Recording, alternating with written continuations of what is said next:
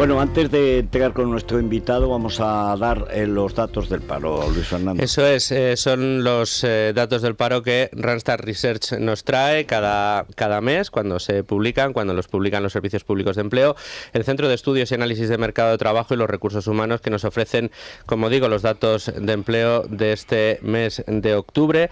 La Seguridad Social, Federico, gana 103.500 afiliados en octubre.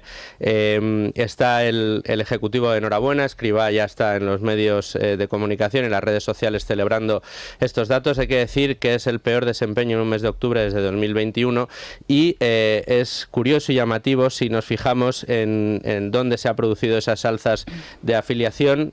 La educación gana 139.000 afiliados y el segundo sector que más crece, curiosamente, es el de la administración pública, que suma 18.582 empleados. Si tenemos en cuenta que buena parte de la educación también es pública, pues ya tenemos de dónde ha venido ese alza del que presume el señor Escrivá. Y el paro, los datos del paro es que bajan 27.027 personas en el mes de octubre. Para conocer toda la actualidad del mercado de trabajo, qué mejor que entrar en www.randstadresearch.es. Bueno, nuestro invitado de hoy es don José María Macías Castaño. Bienvenido. Muchas gracias. Me han dicho que se llama Mario realmente. Me llamo José Mario, fui bautizado José Mario y después el registro civil hizo el resto. Es que qué cosas hacen, ¿verdad? Esto es que la legalidad no siempre... Bueno, usted es vocal del Consejo del Poder Judicial desde 2015 y supongo que ha tenido, pues claro, desde el 2015 llevamos 7 años así, viviendo esta especie de...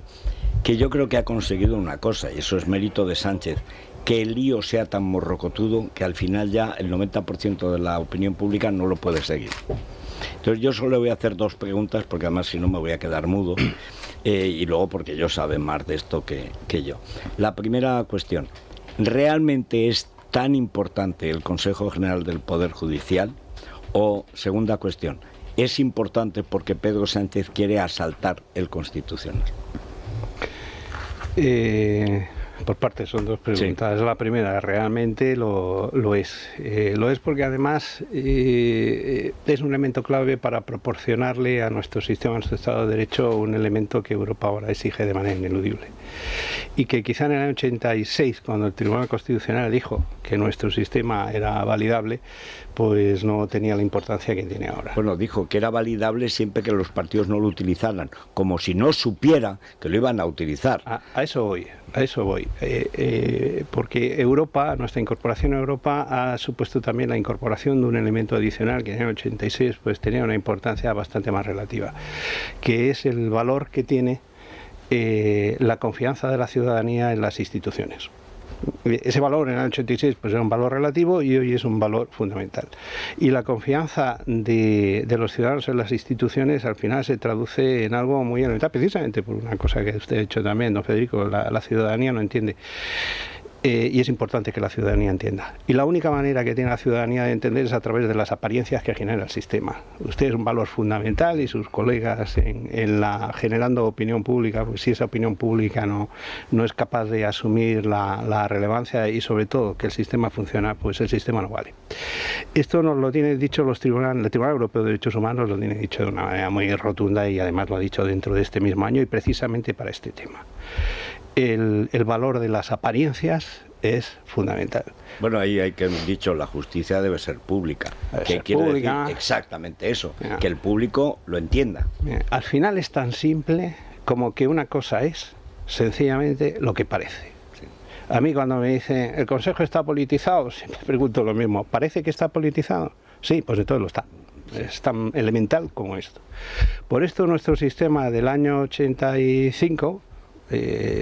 con esa sentencia del 86, sí, pues hoy día es un sistema agotado, no sirve, no genera la apariencia necesaria para que la ciudadanía confíe en esa institución y por lo tanto hay que acabar con él.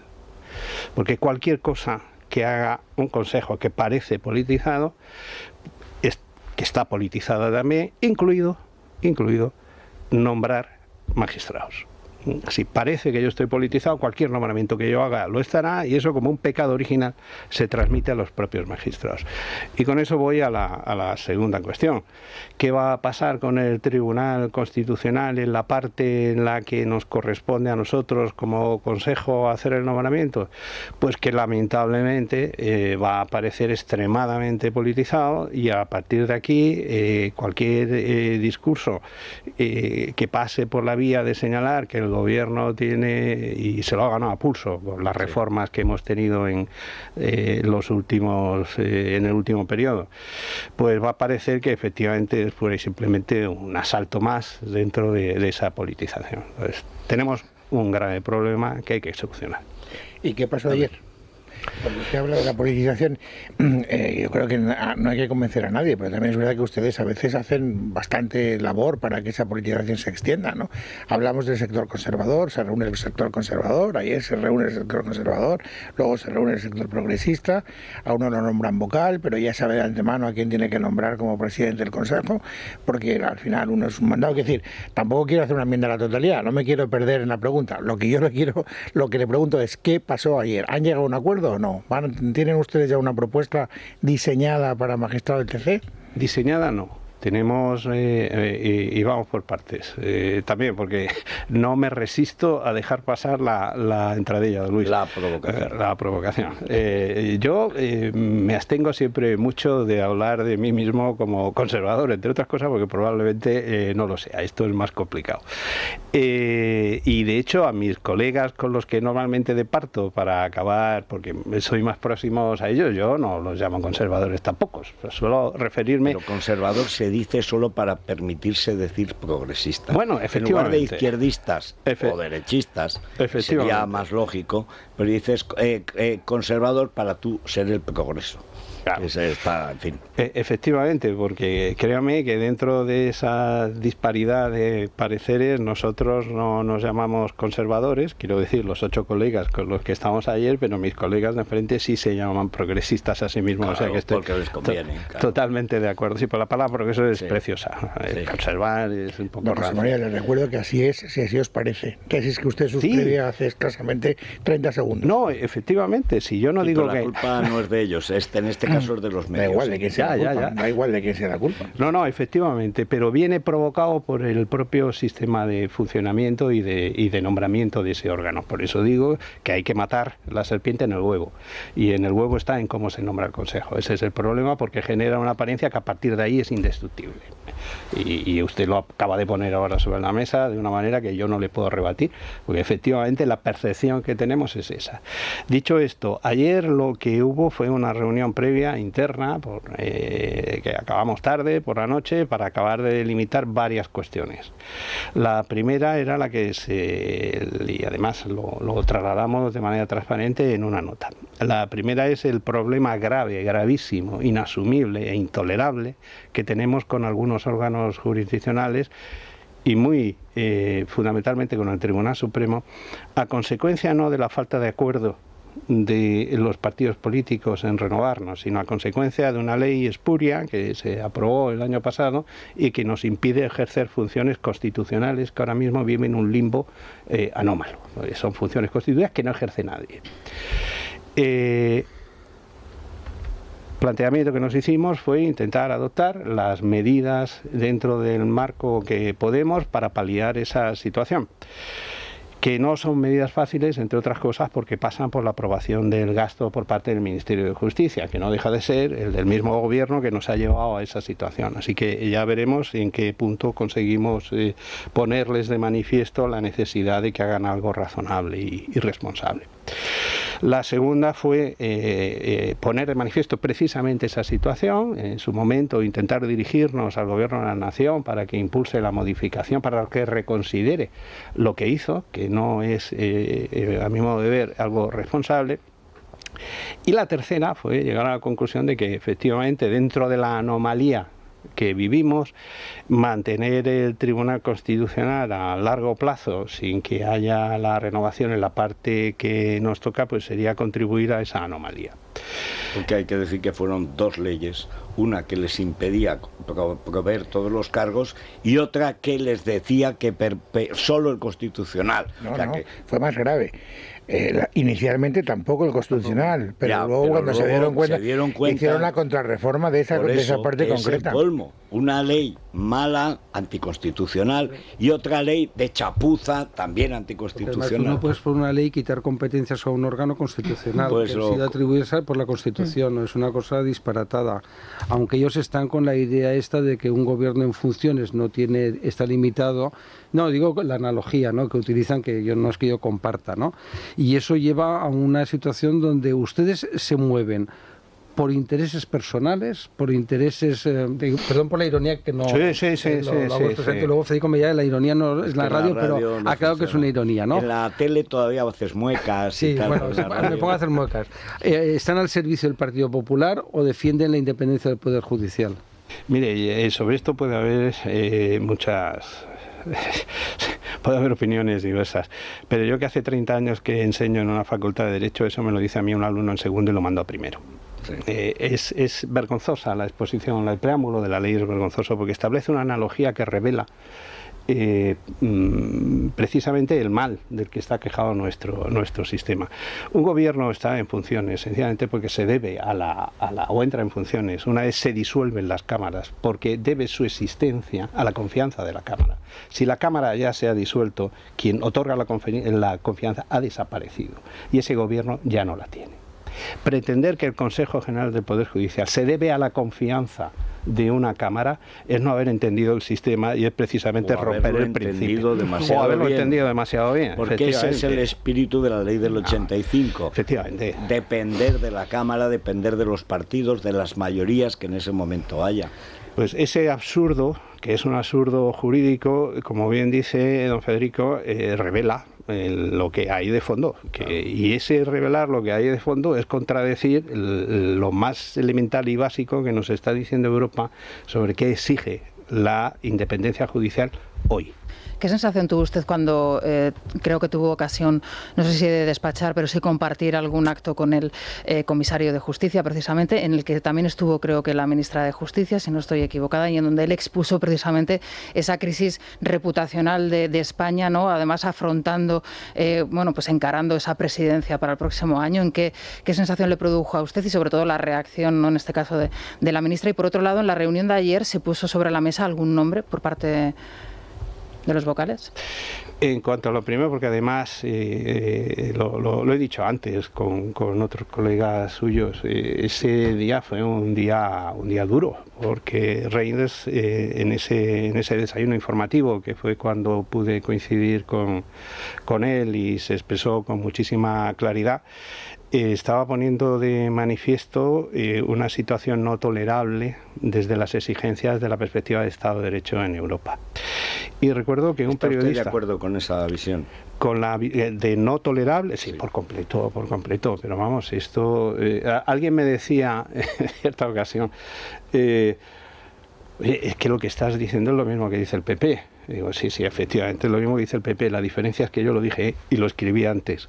Y no voy a cambiar de opinión solo porque alguien haya tenido la inteligencia de repetir lo que yo es lo que dice este PP, no se deje usted convencer. No. Sí, porque el PP ha dicho muchas cosas sucesivas y muchas veces contradictorias. Sí, y peor aún, ha dicho y no ha hecho. Y yo espero que haya tomado buena nota de eso y no volvamos a caer en esto. Pero volviendo a lo que me decía, recuerdo que un colega suyo le preguntó a Reinders, cuando usted dice que España no puede permitirse asumir la presidencia de turno de la Unión Europea con el actual estado de cosas, está diciendo que hay medidas jurídicas que impidan asumir la presidencia. Y Reinders decía, no, ni mucho menos, yo no he dicho eso. Lo único que he dicho es que España no puede permitirse el lujo del desprestigio que supondría no asumir la presidencia. No adecuarse a lo que está exigiendo Europa, que tiene que dar ejemplo.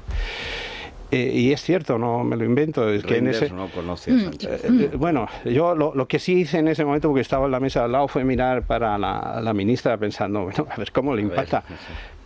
Estaba feliz porque había dicho que no iba a haber consecuencias jurídicas.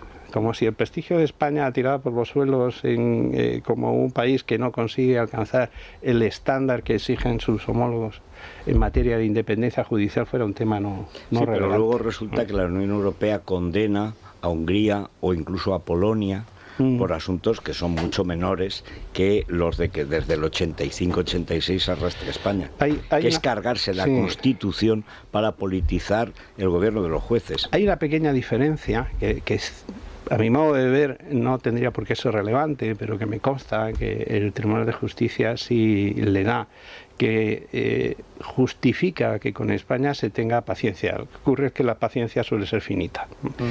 Es que, por ejemplo, Polonia, cuando se incorporó a la Unión Europea, se esforzó por cumplir los estándares y tenía una legislación plenamente equiparable con los estándares. Y en el año 2017 tuvieron la ocurrencia de copiar nuestra ley orgánica del Poder Judicial. Copiarla. Directamente copiarla. Por eso la situación polaca y la nuestra no es diferente. Lo que es diferente es que Polonia progresó y después retrocedió. Nosotros aún no hemos progresado lo suficiente. Se puede tolerar la espera en el progreso, lo que no es tolerable es retroceder. Yo por eso estoy convencido que cuando lleguemos a ese punto será imposible volver atrás, pero hay que llegar. Pero ¿cuál sería realmente? Porque es verdad que la Constitución no dice claramente, no establece, dice, oiga, esto tiene que ser así, lo deja abierto y remite, como hacen casi todos los artículos, una ley decidirá, ¿no?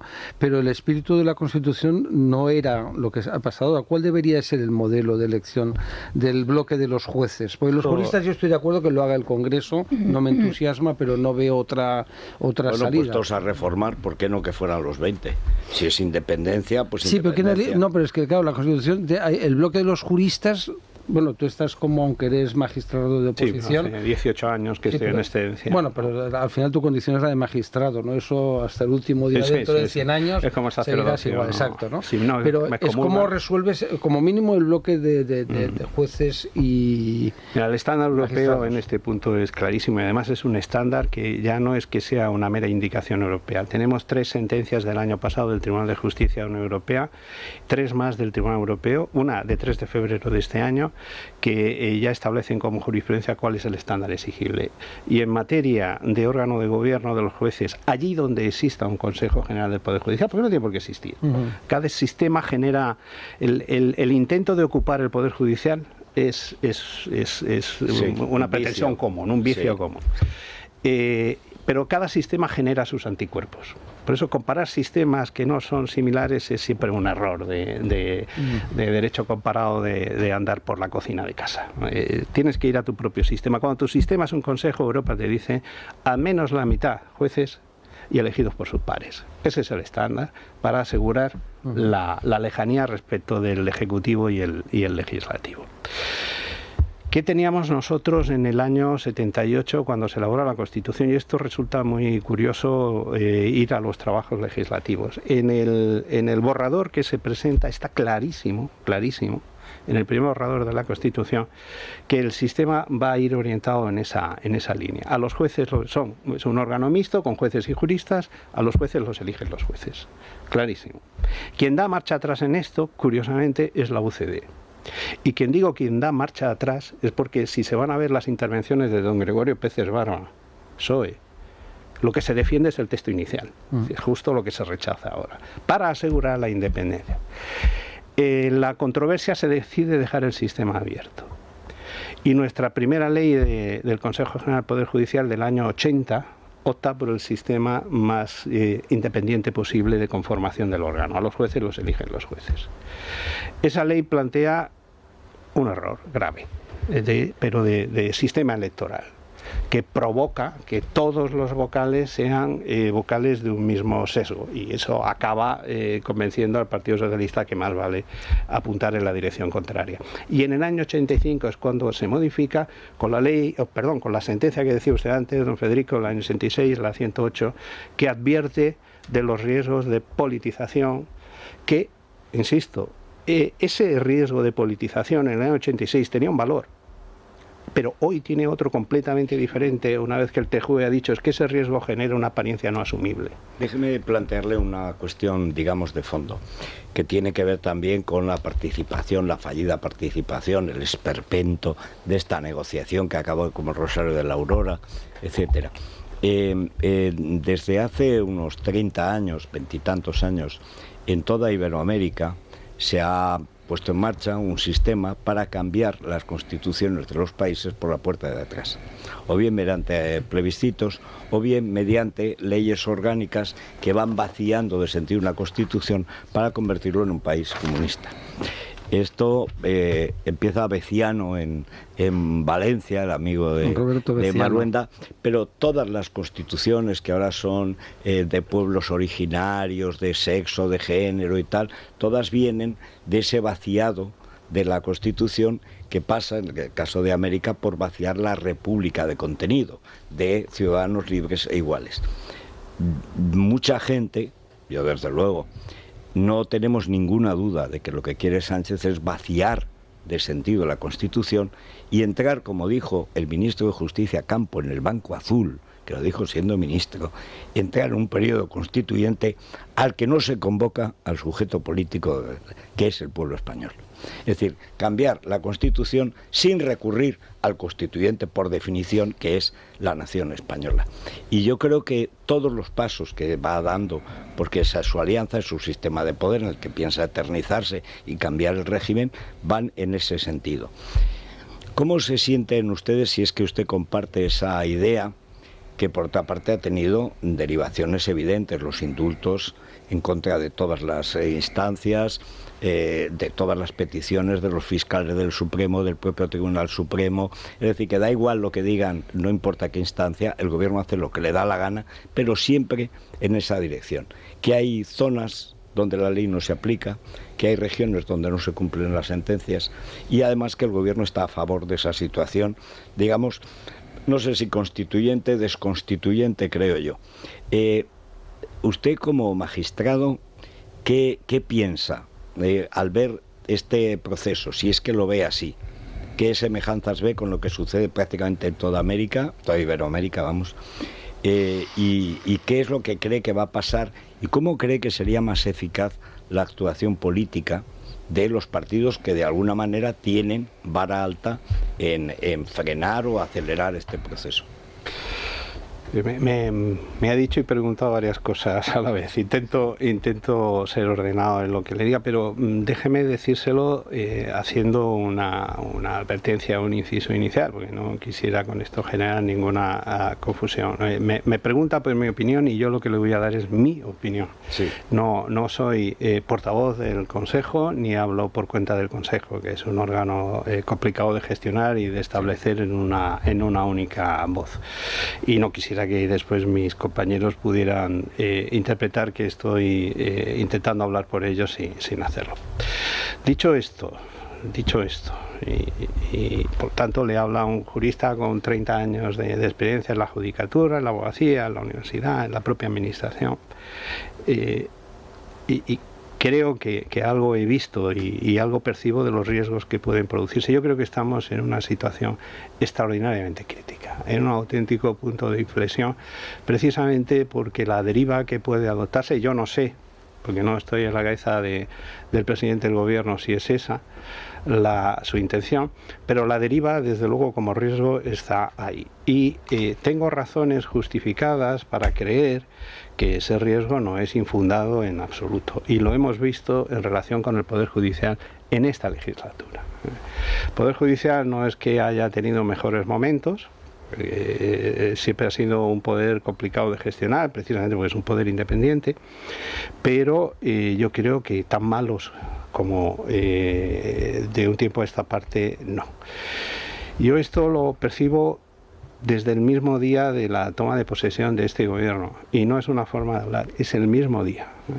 Recuerdo que durante la precampaña electoral de esta última legislatura, la campaña electoral, incluso durante los debates para la investidura, las barbaridades que se llegaron a decir, no tanto por la parte fundamental de ese gobierno, sino su apoyo, Sí. Minoritario, pero su apoyo sin él no es posible. Innecesario. Se dijeron barbaridades que en el Consejo General del Poder Judicial pues asumimos con cierta paciencia. Algunos con menos, yo notablemente con menos, y en ese momento estaba en la comisión permanente y se me hacía muy difícil resistirme y estuve persiguiendo constantemente al presidente del Consejo para que reaccionáramos. Y me decía una cosa muy razonable, que ¿qué se va a pensar o en qué podemos confiar de lo que diga un político en campaña? Sí, ya sabemos lo que son, no le demos a esto la importancia que no tiene. En ese momento. El mismo día que el gobierno toma posesión, recuerdo que el vicepresidente segundo del gobierno hizo una intervención en un programa de televisión con Vicente Vallés, en el que soltó una serie de barbaridades que me hicieron dejar de cenar, ya no pude continuar, llamar por teléfono al presidente y decirle: presidente, hasta aquí hemos llegado. Esto ya no es un político en campaña diciendo barbaridades y ocurrencias, es un vicepresidente del gobierno de España que está ofendiendo al Poder Judicial, que lo está degradando ante la ciudadanía, está desmereciéndolo en lo que decíamos antes, en la confianza que los ciudadanos puedan tener en nosotros. Tenemos que reaccionar. Y de ahí, en lo sucesivo, ha sido una pendiente cada vez más inclinada en la que se nos ha privado de funciones. Peor aún, y esto lo he escrito en el diario de don Paco, insisto en la expresión porque aunque sé que a mucha gente no le gusta, han manoseado indecentemente el Poder Judicial al decirle: te doy, te quito, te pongo competencias en función de mi propio interés. Como crea que te vas a aportar. Sí, no, y de mi cálculo partidista en cómo me beneficia que tengas o dejes de tener funciones. Entonces, a partir de aquí creo que estamos en una situación crítica. Quiero confiar en que todo es remediable y que adoptando determinado tipo de medidas cuando se puedan adoptar no habrá posibilidad de marcha atrás, porque no nos van a dejar en otras instancias que demos marcha atrás. Pero sí que es cierto que ahora estamos en un momento de riesgo, ¿no?, de fin de legislatura, en la que se puede tener la tentación. Yo pienso desde la parte o la parcela de responsabilidad que ahora me toca, que es la de gobernar el Poder Judicial, en la que se puede tener la tentación de maniobrar lateralmente en relación con la Constitución y no directamente preguntándole al cuerpo electoral si quiere que España sea diferente, sino imponiendo una España diferente por la vía de mutar la Constitución, no de reformarla, que sería lo legítimo. Ahora tenemos tres líos, ¿no? Uno, la provisión de las 2 plazas del Constitucional, que no debería de ser muy complicado, porque total se trata de elegir a 2 juristas de reconocido prestigio. Pero que no tienen que sean ser 4. No, 2 el Consejo. Pero el Consejo, el Gobierno, 2 el Consejo, 2. Sí, no, por supuesto. Además, ahí es la interpretación. Tiene que ser el mismo bloque, porque también el Gobierno pretendía decir: oye, los nombro. Bueno, ayer, hoy mismo lo ha dicho Echenique, el portavoz de comunista. No saben nada. Bueno, no saben nada, pero saben lo que quieren. Sí, no, claro. Igual que Iglesias, no sabía nada, pero sabe lo que quiere.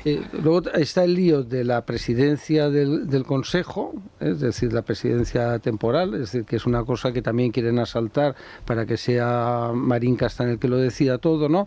Y luego, en tercer lugar, que es lo más importante y urgente, es cómo se resuelve ese acto inconstitucional del Gobierno de quitar las competencias a un órgano constitucional, ¿no? Porque eso es lo gordo. Es lo que pues está relacionado.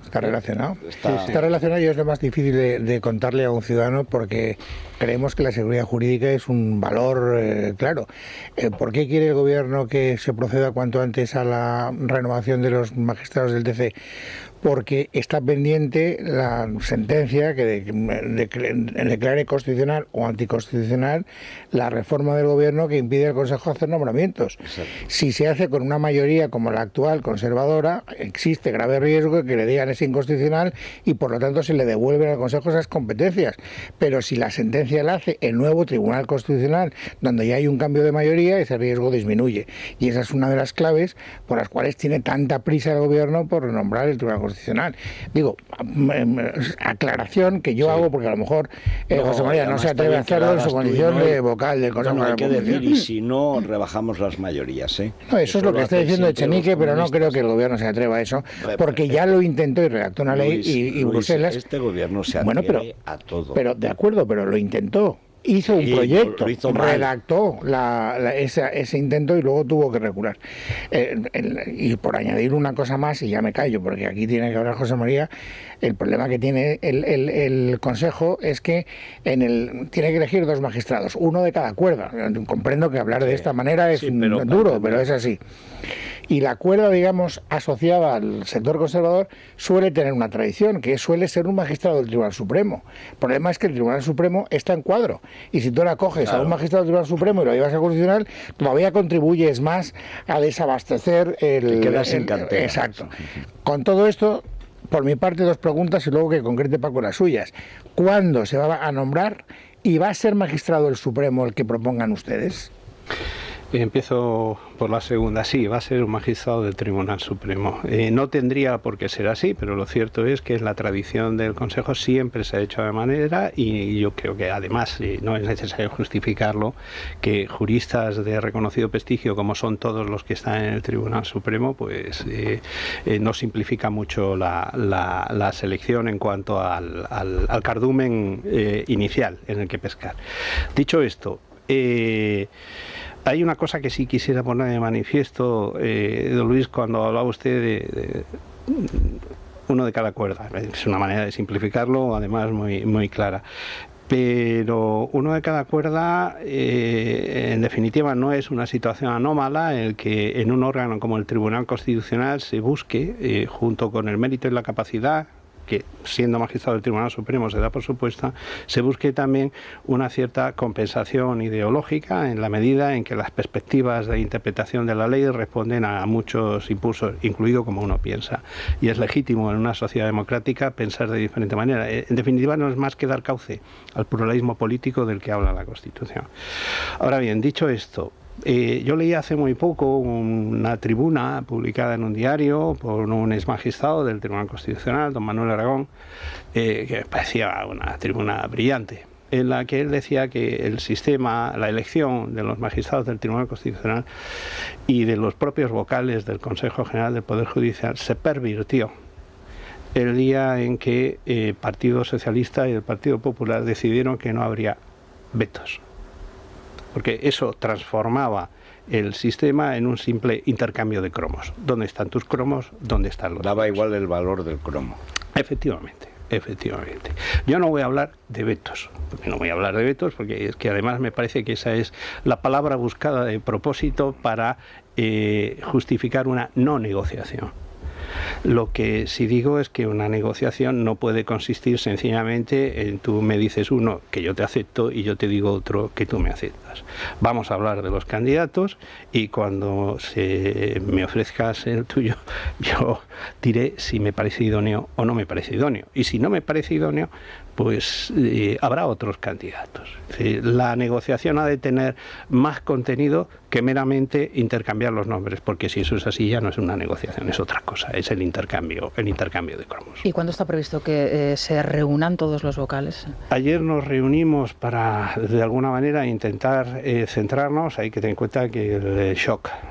Vamos, yo ya me había llevado mi toga a mi casa, es la 4ª vez que me la llevo por eso, no sé por qué fui tan cándido de llevármela, pero ahora otra vez la tengo que volver a llevar al Consejo para los actos protocolarios.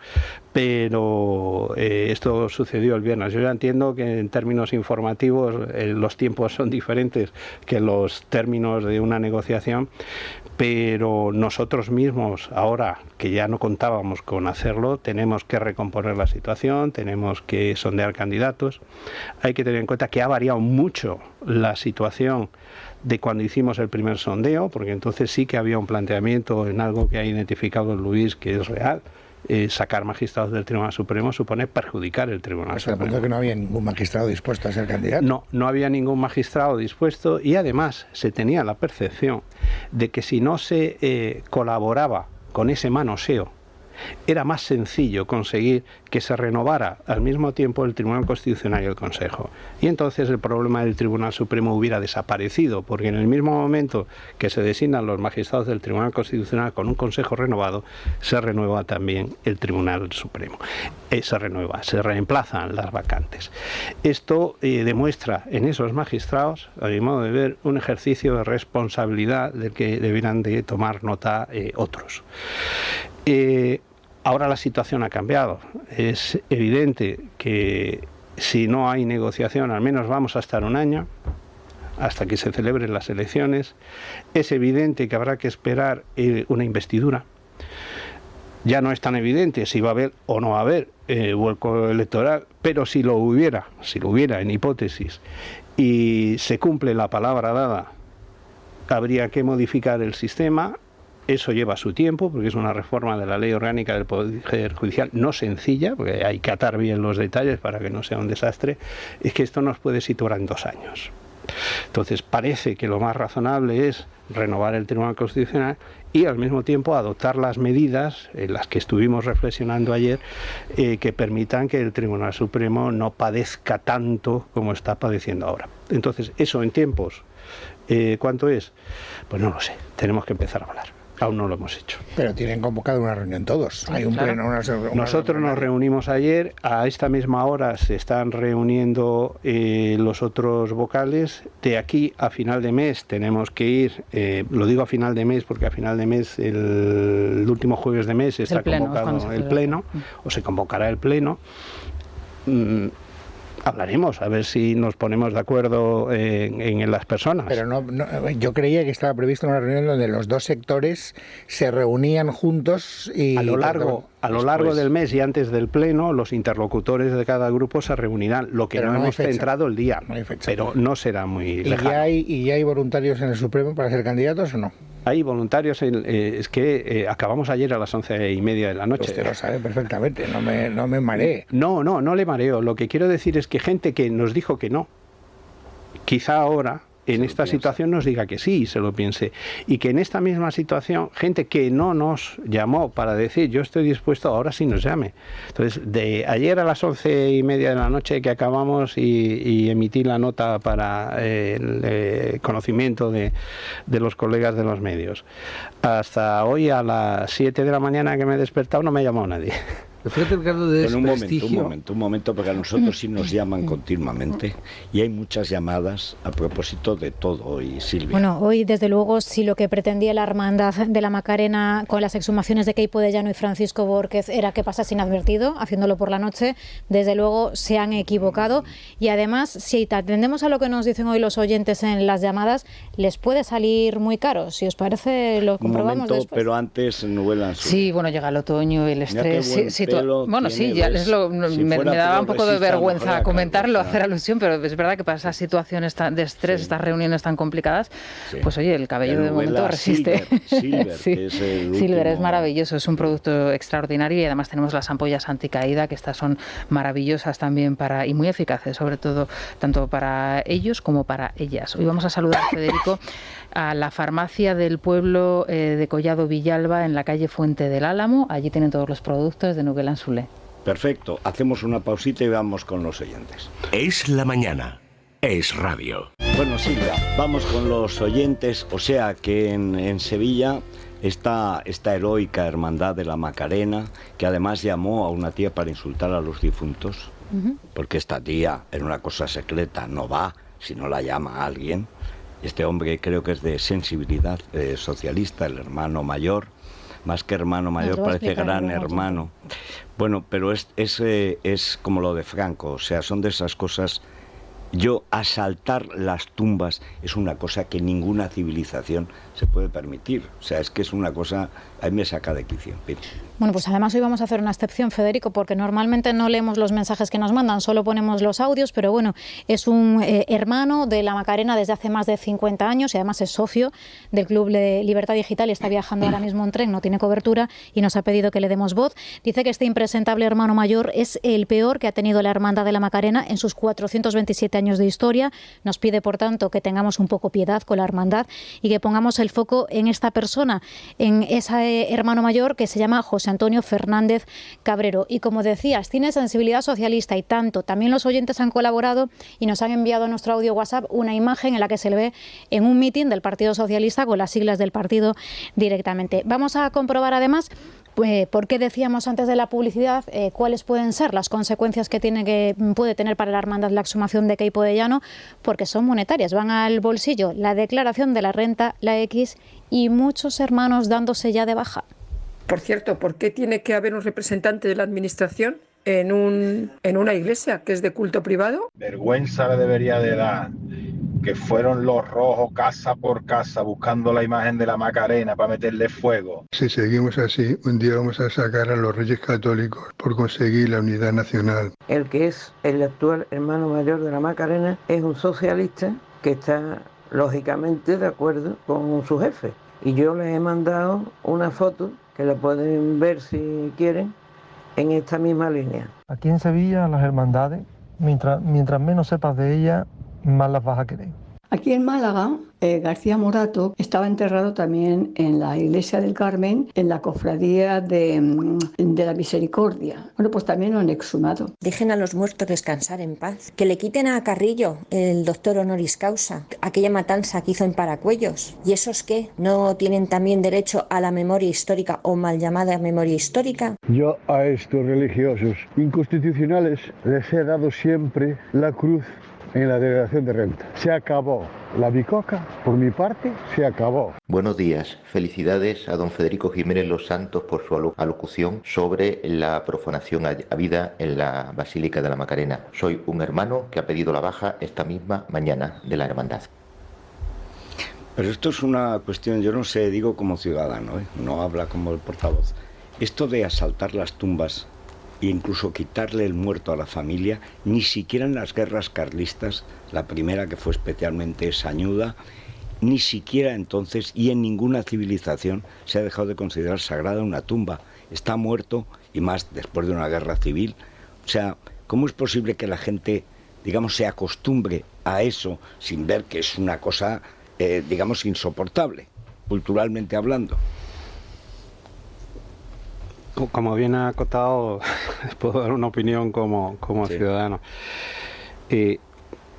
Yo, hasta donde sé, este tipo de legislación no es insólita en España, o de España, quiero decir, que no es algo que en los países que han vivido dramas equivalentes a nuestra guerra civil pues hayan tenido después que asumir y para intentar pasar página de una manera ordenada y civilizada. Alemania la tiene, por ejemplo, no es... Pero precisamente por eso y sobre todo porque España vivió una transición modélica, el no haber seguido el mismo tono que se siguió en la transición y haberlo hecho de una manera que abre heridas refleja que ahí ha habido un error y que se hace un uso político de la paz de los muertos y de la tranquilidad de conciencia ajena. Yo creo que la forma de hacerlo, la falta de consenso sobre cómo se tienen que cerrar las heridas, al final es un grave error. Pero bueno, eso es una opinión de ciudadano, no es otra cosa. Bueno, vamos a ver, en el Corte Inglés le podemos a este hombre que le esperan tribulaciones sin fin, porque por lo que he visto tiene más trabajo que en el radio en el Consejo del Poder Judicial. Hay que comprar una toga, porque ya nos ha dicho que ya está desgastada de tanto ir y venir de casa. Me hace gracia lo de las 4. Pío Cabanillas tenía sus 5 carteras de ministro, las tenía en el despacho así, y era un metro de cartera, ¿eh? Bueno, voy a recordar que el aniversario de Hipercor y Supermercado Corte Inglés. No vamos a prescindir de lo que nos gusta, ni el jamoncito, ni el Rioja, ni mucho menos el turrón de Navidad, ni tu panetone, Federico. 25% de regalo. Yo soy del pan de Cádiz. Pues el pan de Cádiz. Regalo en más de 5.000 productos, 25% de regalo en más de 5.000 productos, por ejemplo, en todos los turrones, dulces de Navidad, bombones, panetones, espárragos, pimientos, vinos, espumosos y licores, en todos y de todas las marcas, y podrás utilizarlo en la próxima compra. Además, hay un 70% de descuento en la segunda unidad en más de 2.500 productos de las primeras marcas, y además hay 1 millón de euros en premios con miles de cupones regalo en el aniversario del ahorro e Hipercor y Supermercado Corte Inglés en la tienda, en la web y en la aplicación. Bueno, yo creo que don José Mario Macías Castaño merece un Balduero, ¿no? Bueno, sí, vamos a brindar con Balduero. Porque está entre los mejores vinos del mundo. No, yo le agradezco, primero, que se ha explicado muy bien, que hemos podido tener una charla, no un debate al estilo televisivo de tú más, sino debatir cosas que están muy oscuras y que me temo que se van a seguir oscureciendo, o por lo menos van a seguir casi en la penumbra. Y al menos bastantes cosas, no todas, claro, pero bastante sí nos ayuda a aclararlo, o sea que yo se lo agradezco especialmente. Primero porque casi nadie da la cara y luego cuando dan la cara no se les entiende nada, que es casi peor que cuando no la dan, o sea que no se le ha entendido todo. Bueno, pues brindemos con Valduro, claro que sí, esos vinos extraordinarios, excepcionales. Valduro 12 años, está entre los 7 magníficos, los 7 mejores vinos del mundo, y pueden hacer su pedido en valduroencasa.com, las tiendas gourmet del Corte Inglés, y en el 600-600-040. Bueno, muchas gracias también, Paco. Luis, nos trae Vanessa Vallecillo a alguna fechoría que acaban de hacer los políticos, es que no paran. Hoy pasa todo por el paro, Federico, por las cifras de paro que nos acaba de contar Luis Fernando. Bueno, pero a mí es que me asombra que le llamen empleado al funcionario. O sea, crear empleos públicos no es crear empleo. El empleo lo crean las empresas privadas. Si el Estado crea empleo, ese dinero no va a la empresa privada, no crea paro, no crea empleo de verdad. Sobre todo, ¿qué tipo de empleo se crea en nuestro país? ¿No? Porque si tú creas empleo, pues es un tópico decirlo, médicos, el profesor está, ¿no? Aquí se crea empleo al servicio del poder político. Y luego se hace una cosa que va en contra del concepto de mérito y capacidad, es decir, oye, tú eres interino, todos dentro, oye, mira, vamos a hacerte, y luego los que son de cuerpos inferiores dicen, oiga, hágame cuerpo superior, ¿no? Soy por favor, penene, ¿no? Dijo exactamente, dice, y así lo han hecho siempre, es decir, no, ellos no engañan. En el año 84, me parece, la ley de universidades, pues lo mismo, la gente que se había ido con su cátedra dura de oposición a Canarias, a Murcia y tal, se encontró que los que se quedaron en Madrid por la jeta se convirtieron en catedráticos de golpe. Luego a la semana laboral de 4 días, que es lo que está pasando ahora en Portugal, que el experimento, digamos, se está haciendo con los funcionarios, con los empleados públicos. Bueno, ya empezó con lo de la pandemia, lo del teletrabajo. Esto del teletrabajo es cara a trabajo, que tiene una cara que se la pisa. Porque ¿cómo controlas el teletrabajo desde la empresa? De ninguna manera. Mira, yo hace un par de meses para la oposición de catedrático necesitaba un papel de la ANECA, conforme el documento. Ya se lo han cargado. Sí, entonces venga a llamar y no te atienden. Dicen, tiene que usted mandar un correo. Digo, es que leía hace 3 o 4 días que la han suspendido ya. Sí. Pero y ahora no hay nada, pero no hay nada a cambio. Con lo cual no puedes compulsar. Sí, es una cosa impresionante. En fin, pues nos vamos al boletín y luego en la crónica rosa, que tenemos cosas que te van a dar mucha envidia, Paco. Ya, empezamos. Y luego ya me echas del paraíso. Empieza por C y acaba por Pues me has echado ella, no me puedo quedar. Jurídicamente me has dicho. No. ¿Tú lo has oído? Esto estamos sujetos a negociación. Vale, entonces negociemos. Es la mañana de Federico, con Federico Jiménez Los Santos.